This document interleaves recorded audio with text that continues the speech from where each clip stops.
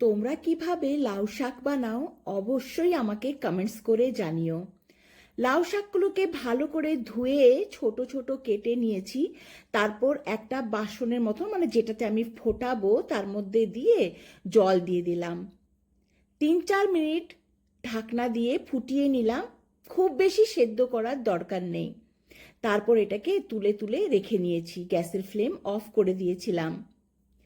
একটু যখন ঠান্ডা হয়ে যাবে মানে প্রায় একটু একটু গরম থাকবে, তখনই মিক্সির জারের মধ্যে পুরো জলটা ফেলে দিয়ে এর মধ্যে নিয়ে নিয়েছি।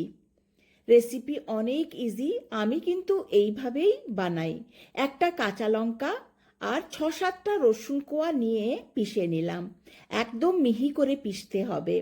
তারপরে কড়াইয়ের মধ্যে নিয়ে নেব সর্ষের তেল, খুব বেশি নয়, আমি অল্প তেল দিয়েই করেছি, প্রায় 1 চামচের মতন তেল দিয়ে দিলাম। কালো জিরে ফোড়ন আর 2টো লাল শুকনো লঙ্কা সামান্য একটু ভেজে নিলাম আর গ্যাসের ফ্লেম একদম কম করে দিলাম। যে শাকটা আমি পিষে নিয়েছিলাম সেটাই দেখো এর মধ্যে দিয়ে দিচ্ছি। এরপর এটাকে একটু সামান্য নেড়ে চেড়ে নেব আর দিয়ে দেব অল্প হলুদ, অল্প নুন, আর একটু নেড়ে চেড়ে এইভাবে ছড়িয়ে নেব। আর এটা হতে থাকবে। এখন এই ভাজাটাতেই একটু টাইম লাগে, তো মাঝে মাঝে এসে এটাকে নাড়াচাড়া করে দিচ্ছিলাম এইভাবে, আর নিজের কাজও করতে থাকছিলাম।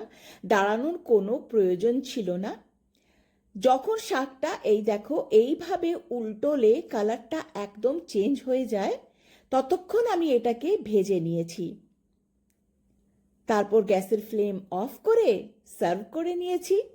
গরম গরম ভাতের সাথে বিশ্বাস করো আর কিছুই লাগবে না। তোমাদের কেমন লাগলো অবশ্যই বলো, আর তোমরা কিভাবে বানাও আমাকে কিন্তু কমেন্টস করো কিন্তু।